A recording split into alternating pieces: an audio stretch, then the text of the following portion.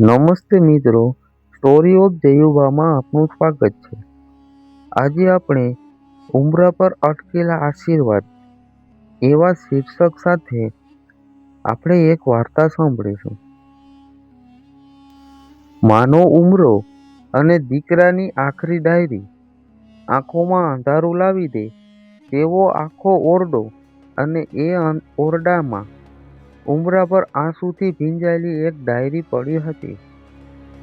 એ ડાયરીના છેલ્લા પાના પર મોટા અક્ષરે લખ્યું હતું, માં, મને માફ કરી દેજે. તારા આશીર્વાદ લેવા માટે હું તારા ઉંબરા સુધી તો આવ્યો, પણ ઘરમાં પ્રવેશવાની મારી હિંમત ન ચાલી. હવે હું ક્યારેય પાછો નહીં આવું. વહેલી સવારે જ્યારે આ પત્ર આખા ગામમાં વંચાયો, ત્યારે બધાની આંખો ફાટી ગઈ. કોઈને સમજાતું નહોતું કે જે દીકરો 10 વર્ષ પહેલા ઘર છોડીને ભાગી ગયો હતો તે પાછો આવ્યો તો ખરા, પણ ઘરની અંદર આવ્યા વગર જ ગાયબ કેમ થઈ ગયો? ગામની એ નાની સરખી પડસાળમાં સવારનો કકળાટ શરૂ થઈ ગયો. જશોદાબાના ઘરની બહાર આખું ગામ ભેગું થયું હતું. જશોદાબાના દરવાજાની ચોખટ પકડીને બેસી ગયા હતા. તેમની આંખોમાંથી આંસુ રોકાવાનું નામ નહોતા લેતા. હાથમાં અડધો ફાટેલો કાગળ હતો, જે એમનો એકનો એક દીકરો કેવળ રાતના અંધારામાં ત્યાં મૂકીને ચાલ્યો ગયો હતો. ગામના સરપંચ આગળ આવ્યા અને જશોદાબાના ખંભા પર હાથ મૂક્યો. જશોદાબેન, શાંત થાઓ. ઈશ્વર બધું સારું કરશે. પણ આ કેવળ આવું કેમ કર્યું? એ આવ્યો તો ખરો, પણ ઉંબરો ઓળખીને અંદર કેમ ન આવ્યો? જશોદાબા ધ્રુજતા અવાજે બોલ્યા, સરપંચ બાપા, એ મારો કેવળ નહોતો. એ તો એનું પાપ હતું જે એને અંદર આવતા રોકતું હતું. મેં એના પર ગુસ્સે થવામાં કંઈ બાકી નહોતું રાખ્યું, પણ એને જે કર્યું એની સજા તો એને મળવાની જ હતી. વાત આજની નહોતી, વાત 10 વર્ષ જૂની હતી. કેવળ નાનો હતો ત્યારે બહુ શાંત અને ભોળો હતો. આખા ગામમાં એના જેવો સંસ્કારી છોકરો બીજો કોઈ નહોતો. પણ જેમ જેમ એ મોટો થતો ગયો, તેમ તેમ એને શહેરમાં જઈને પૈસા કમાવાની ધૂન સવાર થઈ ગઈ. જશોદાબા વિધવા હતા. પતિના ગયા પછી એણે મજૂરી કરીને કેવળને ભણાવ્યો હતો. એમની એક જ ઈચ્છા હતી કે દીકરો આંખની સામે રહે, પણ કેવળના મનમાં કંઈક બીજા જ વિચારો ચાલતા હતા. એક રાત્રે કેવળ અને જશોદાબા વચ્ચે જોરદાર ઝઘડો થયો હતો. માં, તું આખી જિંદગી ગરીબીમાં જ સડવા માંગે છે. મને શહેરમાં મોટી નોકરી મળી છે, મારે જવું જ પડશે. કેવળે ગુસ્સામાં ટેબલ પર હાથ પછાડતા કહ્યું હતું, બેટા, અડધી રોટલી ખાઈશું, પણ સાથે રહીશું. આ શહેર આપણને બરબાદ કરી નાખશે. જશોદાબા કરગરી રહ્યા હતા, પણ કેવળ ન માન્યો. એ જ રાત્રે એ ઘરમાં રહેલા થોડાક દાગીના અને જશોદાબાએ ભેગા કરેલા રોકડા રૂપિયા લઈને ભાગી ગયો. સવારે જ્યારે જશોદાબા જાગ્યા, ત્યારે ઘરની તિજોરી ખુલ્લી હતી અને દીકરો ગાયબ હતો. એ દિવસે જશોદાબાના દિલ પર જે ઘા વાગ્યો હતો એ ક્યારેય રૂજાયો નહીં. અને આજે 10 વર્ષ પછી એ જ કેવળ પાછો આવ્યો, પણ જીવતો જાગતો નહીં. માત્ર પોતાનો એક આખરી પત્ર અને એની એક જૂની ડાયરી ઉંબરા પર છોડીને જતો રહ્યો. એ રાત્રે એવું તે શું બન્યું હતું? કેવળ ચોર બનીને ગયો હતો, તો પછી આજે એ ક્યાં મોએ પાછો આવ્યો હતો? અને એના પત્ર પાછળનું રહસ્ય શું હતું? ગામના લોકો એકબીજાની સામે જોઈ રહ્યા હતા.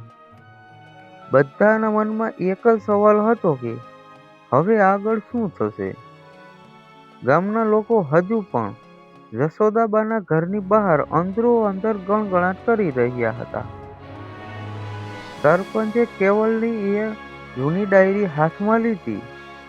ડાયરીના પાના પીળા પડી ગયા હતા અને તેના પર ધૂળ જામી ગઈ હતી. જશોદાબા હજુ પણ દરવાજે માથું પકડીને રડી રહ્યા હતા. સરપંચે ડાયરીનું પેલું પાનું ખોલ્યું અને વાંચવાનું શરૂ કર્યું. જેમ જેમ વાંચતા ગયા તેમ તેમ ત્યાં ઊભેલા લોકોના શ્વાસ અધ્ધર થવા લાગ્યા. ડાયરીમાં કેવળે 10 વર્ષ પહેલાની એ કાળી રાતની આખી વાત લખી હતી. એણે લખ્યું હતું કે માં, જે રાત્રે હું ઘરમાંથી દાગીના અને રૂપિયા ચોરીને ભાગ્યો, એ રાત્રે મારો જીવ બળતો હતો. તારો રડતો ચહેરો વારંવાર મારી નજર સામે આવતો હતો, પણ મારા પર પૈસા કમાવાનું એવું ભૂત સવાર હતું કે મેં પાછું વળીને ન જોયું. હું એ જ રાત્રે ટ્રેન પકડીને મુંબઈ પહોંચી ગયો. મને એમ હતું કે આટલા રૂપિયાથી હું શહેરમાં મોટો ધંધો શરૂ કરીશ અને એક દિવસ તારી સામે ગાડી લઈને આવીશ. પણ વિધાતાના લેખ કંઈક જુદા જ હતા. શહેરમાં પગ મૂકતાની સાથે જ કેવળ સાથે એક મોટી દુર્ઘટના ઘટી ગઈ. જેવો એ મુંબઈ સ્ટેશન પર ઉતર્યો, ત્યાં ભીડમાં કેટલાક અજાણ્યા બદમાશોએ એની નજર ચૂકવીને એની આખી થેલી ઝૂંટવી લીધી. કેવળ એ લોકોની પાછળ ભાગ્યો, પણ અજાણ્યા શહેરમાં એ રસ્તો ભટકી ગયો અને એ ચોરોએ એને ધક્કો મારીને પાડી દીધો. એ થેલીમાં જશોદાબાના આખી જિંદગીની મૂડી અને દાગીના હતા, જે પલભરમાં ગાયબ થઈ ગયા. કેવળ રસ્તા પર લાચાર હાલતમાં પડ્યો રહ્યો. એની પાસે હવે નહોતા રૂપિયા કે નહોતું રહેવા માટે કોઈ ઠેકાણું. જેમાં સાથે એ ઝઘડો કરીને આવ્યો હતો, એ માની કિંમત એને એ જ રાતે સમજાઈ ગઈ. એણે ડાયરીમાં લખ્યું હતું કે માં, જ્યારે હોસ્પિટલમાં મારી આંખ ખુલી ત્યારે મારી પાસે એક રૂપિયો પણ નહોતો. ડોક્ટરે પૂછ્યું કે તારું કોઈ સગું વહાલું છે? ત્યારે મારું દિલ ચીસ પાડીને કહેતું હતું કે મારી માં છે, પણ હું ક્યાં મોઢે તારું નામ લઉં? હું તો તારો ગુનેગાર હતો. મેં નક્કી કર્યું હતું કે જ્યાં સુધી હું એ ચોરી કરેલા રૂપિયા પાછા નહીં કમાઈ લઉં, ત્યાં સુધી હું તને મોં નહીં બતાવું. ત્યાર પછી 5 વર્ષ કેવળે ખૂબ કપરી જિંદગી જીવી. એણે હોટલોમાં વાસણ બાંધ્યા, રસ્તાઓ પર મજૂરી કરી અને ફૂટપાથ પર સૂઈને રાતો વિતાવી હતી. પેટમાં ભૂખ હોવા છતાં એ એક રૂપિયો બચાવતો રહ્યો, જેથી એ માનું કરજ ચૂકવી શકે. પણ નસીબ એની વધુ એક પરીક્ષા લેવાનું હતું. એક દિવસ મજૂરી કરતી વખતે ફેક્ટરીમાં મોટો અકસ્માત થયો અને લોખંડનો એક ભારે પતરો કેવલના જમણા પગ પર પડ્યો. એનો પગ હંમેશા માટે નકામો થઈ ગયો. સરપંચ જ્યારે આ વાંચી રહ્યા હતા, ત્યારે આખા ગામની આંખો ભીની થઈ ગઈ હતી. જશોદાબાએ ધ્રુજતા હાથે સરપંચનો હાથ પકડ્યો અને પૂછ્યું, મારા દીકરાનો પગ ભાંગી ગયો હતો? એ પાંગડો થઈ ગયો હતો? હાય રે મારું નસીબ! મેં એને કેટલો પોસ્યો હતો, પણ વાર્તામાં હજુ એક એવો વળાંક આવવાનો હતો જેની કોઈને કલ્પના પણ નહોતી. જો કેવળ મજૂરી કરતો હતો, તો પછી એ રાત્રે એ અંતિમ ક્ષણોમાં ઉંબરા સુધી કેવી રીતે આવ્યો? અને એણે અંદર આવવાની હિંમત કેમ ન કરી? ડાયરીના આગળના પાનામાં એક એવું રહસ્ય છુપાયેલું હતું જે સાંભળીને જશોદાબાના પગ નીચેની જમીન સરકી જવાની હતી. સરપંચે ડાયરીનું ત્રીજું પાનું ફેરવ્યું. આખા ચોકમાં એકદમ શાંતિ હતી. માત્ર પવનનો સરસરાટ અને જશોદાબાના હળવા ડૂસકા સંભળાતા હતા. સરપંચે આગળ વાંચવાનું શરૂ કર્યું, જેમાં કેવળના જીવનનો સૌથી મોટો અને મુશ્કેલ વળાંક લખાયેલો હતો.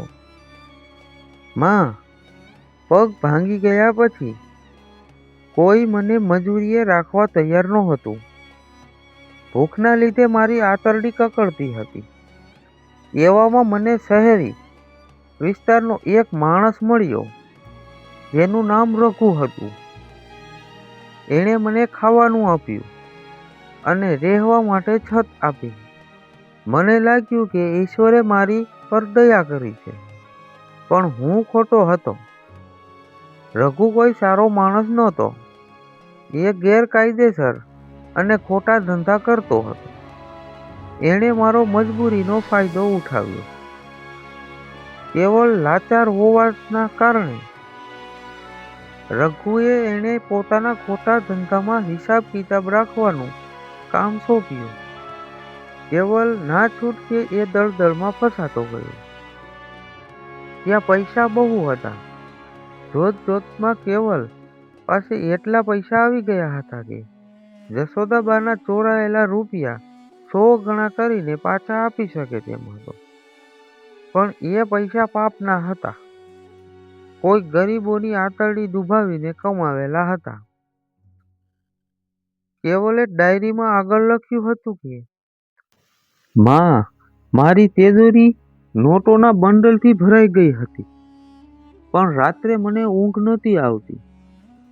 જ્યારે પણ હું એ પૈસા સામે જોતો, ત્યારે મને તારો ચહેરો યાદ આવતો. તું હંમેશા કહેતી ને કે બેટા, અડધી રોટલી ખાઈશું, પણ ઈમાનદારીની ખાઈશું. મેં તારી ઈમાનદારી વેચી દીધી હતી. એક દિવસ મને ખબર પડી કે રઘુનો માણસ આપણા જ ગામના એક ગરીબ પરિવારને છેતરવાનો પ્લાન બનાવતો હતો. મારું દિલ ચીસ પાડી ઉઠ્યું. મેં એ રાત્રે જ રઘુનો સાથ છોડવાનો નિર્ણય કર્યો. પણ એવા લોકોના સામ્રાજ્યમાંથી જીવતું બહાર નીકળવું સહેલું નહોતું. જે રાત્રે કેવળ બધી ખોટી કમાણી ત્યાં જ છોડીને માત્ર જશોદાબાના ચોરેલા રૂપિયા જેટલી સાચી રકમ લઈને ભાગવાનો પ્રયત્ન કરી રહ્યો હતો, ત્યારે રઘુના માણસોએ એને રોકવાનો પ્રયત્ન કર્યો. અંધારી ગલીમાં એમની વચ્ચે જોરદાર ઝપાઝપી થઈ અને કેવળને ગંભીર આંતરિક ઈજાઓ પહોંચી. તેનો શ્વાસ રૂંધાવા લાગ્યો હતો. એવી નાજુક હાલતમાં પણ કેવલના મનમાં એક જ જીદ હતી, ગમે તેમ કરીને માના ઉંબરા સુધી પહોંચવું અને માની માફી માંગવી. એ ટ્રેનમાં કેવી રીતે બેઠો અને ગામ સુધી કેવી રીતે પહોંચ્યો, એ માત્ર એનો ઈશ્વર જ જાણતો હતો. ડાયરીનું આ પાનું વાંચતા જ આખું ગામ શંખ થઈ ગયું હતું. જશોદાબાએ પોતાની છાતી પર હાથ પછાડતા કહ્યું, ઓ મારા ભગવાન, મારો દીકરો આવી ગંભીર હાલતમાં અહીં આવ્યો હતો, તો એ અત્યારે ક્યાં છે? એને કોઈ હોસ્પિટલ લઈ ગયું કે નહીં? સરપંચની આંખો પણ ભીની થઈ ગઈ હતી. ડાયરીના હવે છેલ્લા થોડા જ પાના બાકી હતા,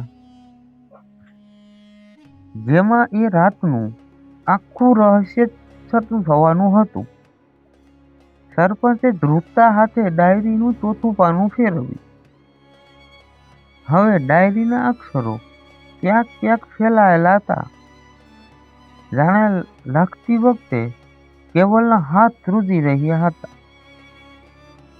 ગામના લોકો શ્વાસ રોકીને સાંભળતા હતા કે એ રાત્રે થયું શું હતું.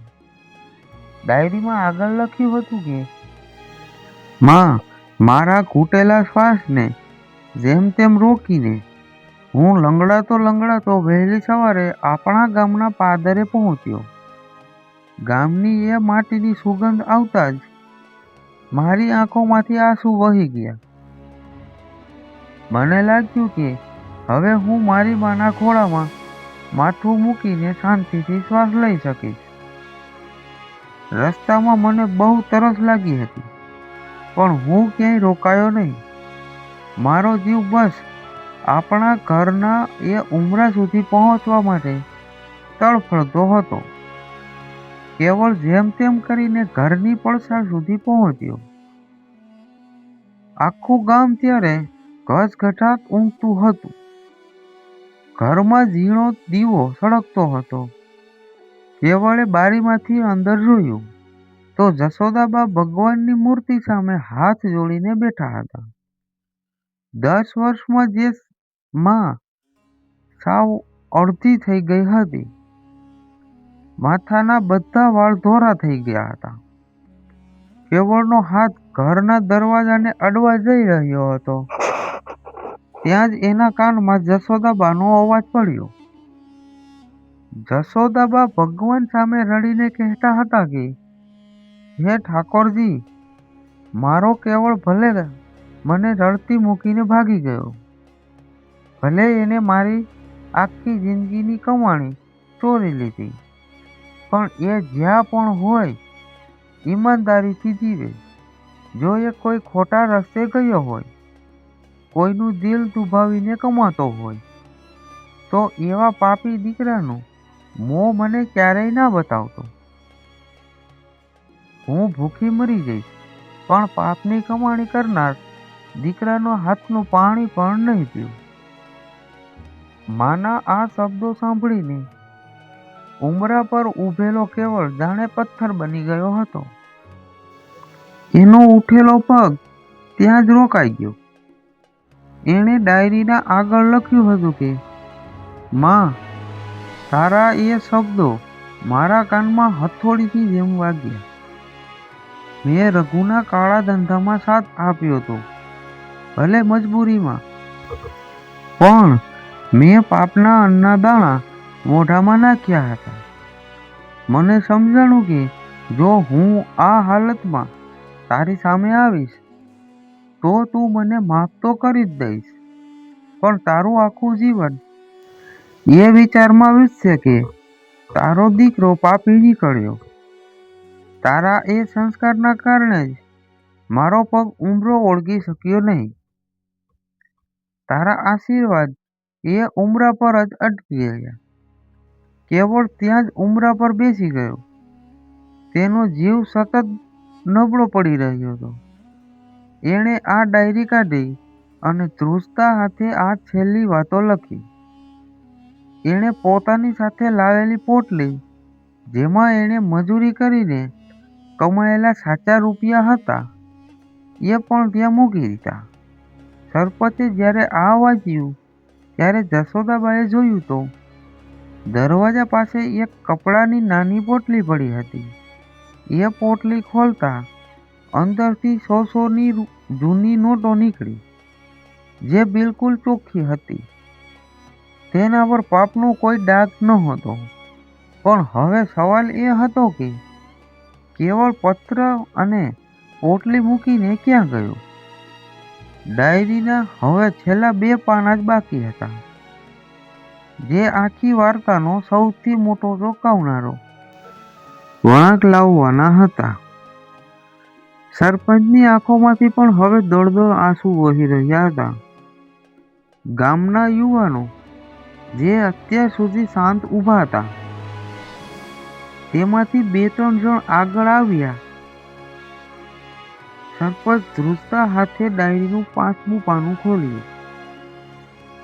આ પાના પર અક્ષરો સાવ કૂણા અને વિખરાયેલા હતા. જાણે કેવળ પાસે હવે પેન પકડવાની પણ તાકાત ન બચી હોય. ડાયરીમાં આગળ લખ્યું હતું કે માં, તારો આ ગુનેગાર દીકરો હવે તારા પવિત્ર ઘરને પવિત્ર જ રાખવા માંગે છે. મારો જીવ હવે મારો સાથ છોડી રહ્યો છે, પણ હું નથી ઈચ્છતો કે સવારે જ્યારે તું દરવાજો ખોલે ત્યારે તારા ઉંબરા પર મારું અચેતન શરીર પડ્યું હોય. તું આખી જિંદગી એ ઘરની બહાર નીકળવા ડરીશ. એટલે હું મારું આ છેલ્લો પત્ર અને તારી મહેનતના સાચા રૂપિયા અહીં મૂકીને ગામના એ જૂના શિવ મંદિર તરફ જઈ રહ્યો છું, જ્યાં તું નાનપણમાં મને રોજ સવારે દર્શન માટે લઈ જતી હતી. આ સાંભળતા જ જશોદાબા જોરથી ચીસ પાડી ઉઠ્યા. મારો ભોળિયો એ શિવ મંદિરે ગયો છે. એ ત્યાં એકલો પડ્યો હશે. મારો દીકરો અંતિમ શ્વાસ લઈ રહ્યો હશે. દોડો, કોઈ મારા કેવળને બચાવી લો. જશોદાબા લાકડીના ટેકે ઊભા થવાનો પ્રયત્ન કરવા લાગ્યા, પણ પગમાં હિંમત નહોતી. ગામના 5-6 જુવાનિયાઓ તરત જ બૂમ પાડતા જ મંદિર તરફ દોડ્યા. આખું ગામ એમની પાછળ દોડ્યું. જશોદાબાને પણ 2 સ્ત્રીઓએ પકડીને ચાલવાનું શરૂ કર્યું. સવારનો સૂરજ હવે ધીમે ધીમે આકાશમાં ઉગી રહ્યો હતો, પણ ગામના લોકોના દિલમાં ચિંતા છવાયેલી હતી. બધાના મનમાં એક જ પ્રાર્થના ચાલતી હતી કે બસ કેવળ સાજો મળી જાય. જ્યારે બધા દોડતા દોડતા ગામમાં એક શિવ મંદિર પાસે પહોંચ્યા, ત્યારે ત્યાંનું દ્રશ્ય જોઈને બધાના પગ જમીન સાથે ચોંટી ગયા. અને એ પગથિયાની ઉપર શિવલિંગની સામે કેવળ શાંત થઈને પડેલો હતો. એનો જમણો પગ સાથે જ સાવ સુકાઈ ગયો હતો. એનો એક હાથ શિવલિંગને અડી રહ્યો હતો, જાણે એને ભગવાનના ચરણ પકડી લીધા હોય. કેવળ, બેટા કેવળ! જશોદાબા નબળા પગે દોડતા આગળ આવ્યા અને કેવળના માથાને પોતાના ખોળામાં લીધું. કેવળનું શરીર સાવ ઠંડુ પડી ગયું હતું, પણ એના ચહેરા પર એક અજીબ શાંતિ હતી. એની આંખો બંધ હતી, પણ એની આંખમાં ખૂણામાંથી હજુ હમણાં જ એક આંસુ સરીને શિવલિંગ પર પડ્યું હોય એવું લાગતું હતું. ગામના લોકોએ કેવળની નાડી તપાસી. એક જણાએ ધીમેકથી માથું હલાવ્યું. જશોદાબા, કેવળ આપણને છોડીને ચાલ્યો ગયો છે. એ રાત્રે શાંત થઈ ગયો હતો. આ સાંભળતા જ આખું ગામ ચોધાર આંસુએ રડી પડ્યું. જે દીકરાને બધા 10 વર્ષથી ચોર સમજતા હતા, એ દીકરો પોતાની માના સંસ્કારો ખાતર ઉંબરા પર જ દમ તોડી ગયો હતો. પણ વાર્તા અહીં પૂરી નહોતી થતી. ડાયરીનું હજુ એક છેલ્લું પાનું બાકી હતું, જેમાં કેવળની એક છેલ્લી ઈચ્છા છુપાયેલી હતી, જે જાણીને જશોદાબાના જીવનનો આખો રાહ બદલાઈ જવાનો હતો.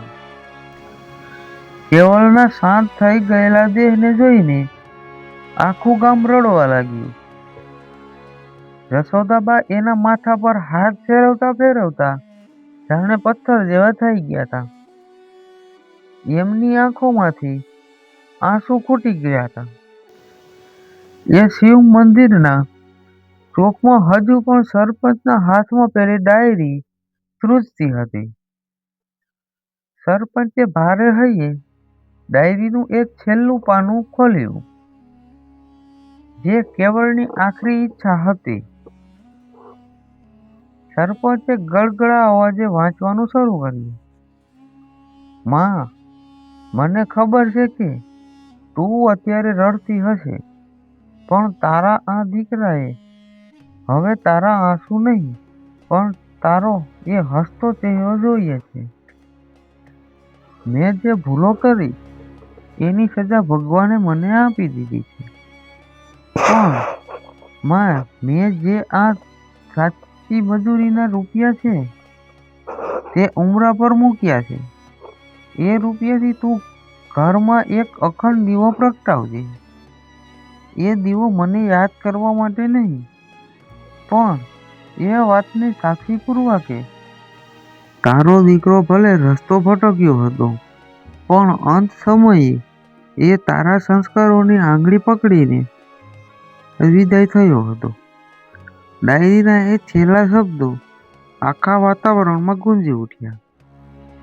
માં, તારો આશીર્વાદ ક્યારેય ઉમરા પર અટક્યો નહોતો. તારો એ જ આશીર્વાદ હતો જે મને છેલ્લી ક્ષણોમાં પણ ખેંચીને અહીં સુધી લાવ્યો હતો. હવે હું શાંતિથી સૂઈ શકું છું. મને માફ કરી દેજે માં. સરપંચે ડાયરી બંધ કરી દીધી. ગામના લોકોએ કેવળના દેહને પ્રણામ કર્યા. જશોદાબા ધીમેકથી ઊભા થયા. એમણે પોતાના આંસુ લૂછ્યા અને કેવલના ચહેરા સામે જોઈને હળવું સ્મિત કર્યું. એ સ્મિતમાં એક માનો ગર્વ હતો કે જેનો દીકરો ભૂલો પડ્યો હતો, પણ કાયર કે પાપી થઈને નહોતો જીવ્યો. ગામના લોકોએ ભેગા મળીને કેવલના અંતિમ સંસ્કાર કર્યા. આખું ગામ એ સ્મશાન યાત્રામાં જોડાયું હતું. કોઈના ઘરમાં એક દિવસે ચૂલો નહોતો સળગ્યો. સાંજ પડી ગઈ. જશોદાબા એકલા પોતાના ઘરમાં એ ઉમરા પર પાછા આવ્યા. એમણે કેવળે આપેલી પોટલીમાંથી થોડા રૂપિયા કાઢ્યા અને બજારમાંથી એક મોટો માટીનો દીવો અને ઘી લાવ્યા. એમણે બરાબર એ જ ઉમરા પર જ્યાં કેવળના પગલાં પડ્યા હતા ત્યાં એ દીવો પ્રગટાવ્યો. હવાનો જોરદાર ઝાપટો આવ્યો, પણ જશોદાબાએ આડો હાથ દઈને એ દીવાને ઓલવતા બચાવી લીધો. આપણે આકાશ સામે જોયું અને બોલ્યા, બેટા કેવલ, તારો આશીર્વાદ હવે ઉમરા પર જ અટક્યો છે. એ તો આ દીવો બનીને મારા ઘરમાં અને મારા દિલમાં કાયમ માટે પ્રગટી ગયો છે. તારી માં તારાથી ક્યારેય નારાજ નથી. એ રાત પછી જશોદાબાના ઘરનો એ ઉમરો આખા ગામમાંથી એક પવિત્ર જગ્યા બની ગયો. જે કોઈ ત્યાંથી નીકળતું એ દીવા સામે માથું નમાવતું. કેવળ ભલે આ દુનિયામાં નહોતો, પણ માના સંસ્કારો અને દીકરાનો પસ્તાવો એ ઉમરા પર આજે પણ અમર બનીને ચમકી રહ્યા હતા. નમસ્તે મિત્રો, આવી જ હૃદયસ્પર્શી વાર્તાઓ અને પ્રસંગો સાંભળવા માટે સ્ટોરી ઓફ જયુભામાં જોડાઈ જાઓ. અને હા, લાઈક, શેર અને સબસ્ક્રાઇબ કરવાનું ભૂલતા નહીં. જય માતાજી.